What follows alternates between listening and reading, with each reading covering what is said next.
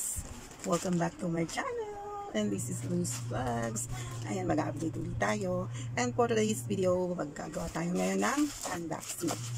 Kasi nga, since umuwi na ako ng Pilipinas and yung mga gamit ko for vlogging ay naiwan ko doon.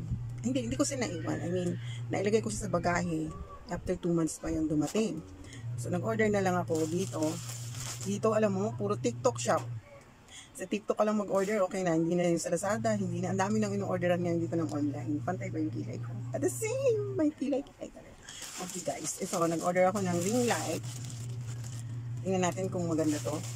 Nagpapa-review pa nga sila, hindi ko pa na-review yung mga inaano nila sa akin. Yung unang in-order ko, wala na, nasanay na ako mag-order. Umorder ako ng kagaya ko. Hindi ko pa ma-review to kasi hindi ko pa alam kung anong resulta dito sa face ko. Tinatry pa rin natin kasi ayaw natin masyadong itim. So, eto guys, umorder ako ng Rosemar Rejuvenating 10 times daw. 3 days lang daw bakbakan. Pero wala pa naman nagiging bakbak hanggang ngayon. So, yun. Dalawa tong in-order ko. Yung mild, yung whitening lang yung isa. Doon pa kasi o, yung whitening at saka yung ito. Yan, Rosemar kagaya ko. Kasi wala akong daladalay na naubos na doon sa Oman. So, ito na guys, mag-unboxing tayo ng ating ring light. Kasi dito, mahirap pag walang ring light, madilim. Ito, medyo maaraw pa, kaya okay pa yung itsura natin. Ito guys. Tingnan natin kung ito ay okay. Yan. This is it. Kaso I don't have scissor. Ano ba natin ito i-open? Yan. So, kailangan natin mag-update talaga kay Lolo. Tapos yung aking WX hindi ko pa na kaayos. So, paano tayo kikita yung aking sweldo ay nakabindin doon para maka-reapply tayo. Ang daming thing. Yan. So guys, tingnan natin kung ito ay maganda.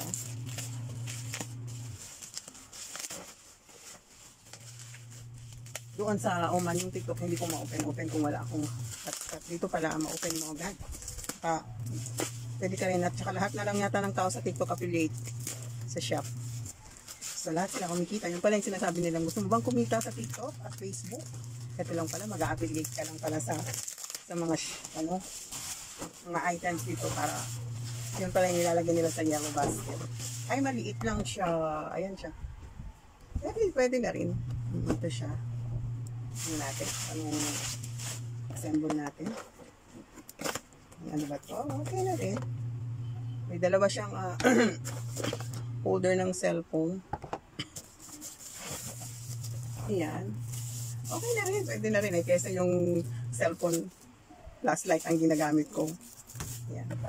So ito yung mga ano niya. Ito yung stand niya. Mabigat naman yung stand. Okay na rin. Ayan natin. Yung kanyang siguro dito. Dito ba yan? Oo. Wala na. Yan, dito siya. Ito ay 195. Tapos nung i-deliver is 203. So, merong shipping yata. Hindi ko alam. Yan siya. Live light holder. Ito, ganito yung itsura niya. Yan guys. I-assemble natin. Tingnan natin kung alam ba natin itong i-assemble. Ito ay dito siguro. Plastic lang siya lahat. Dito siguro yan. Ayaw niya humigpit. Ay, wala ba itong mga ano? Parang hindi. Ang tama dito kasi yan. Tapos ito. Saan natin ilalagay itong lalagyan ng cellphone.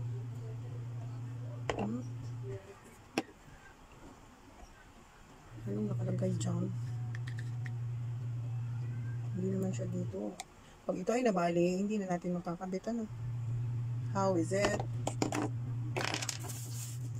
Ito yung ilaw. Wait lang guys. Hindi ko pa alam pa paano. Ito siya. Yung light. So, kailangan din. Ay! Hindi din. Okay, wala siyang tornilyo. Wala naman nakalagay how to operate this. Wait lang, ayusin ko. Nagchat-chat sa akin yung kaibigan ko, hindi ko pa siya naasikaso. Pero ganun siya talaga. Hindi siya baligtad. Pero bakit pabilog? Yung nalagyan ng ilaw. Kasya ba yun dito? Parang hindi. Hindi kasya. O, ganyan lang siya. O, ganyan lang yan. Laglag.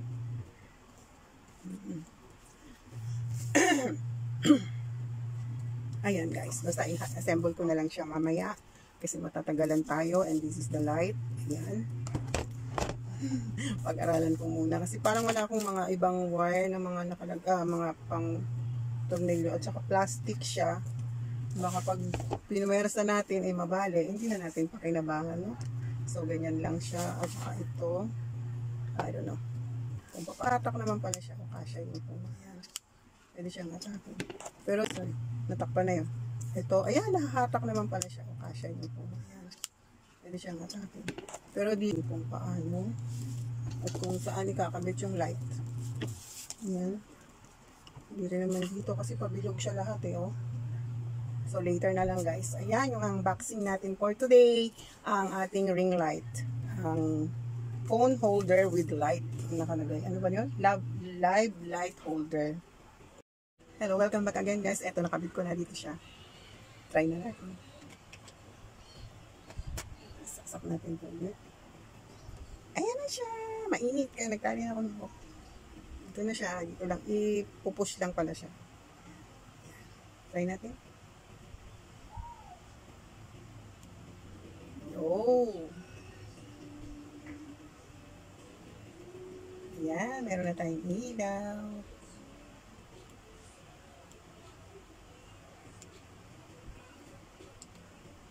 Oh, maganda na, di ba?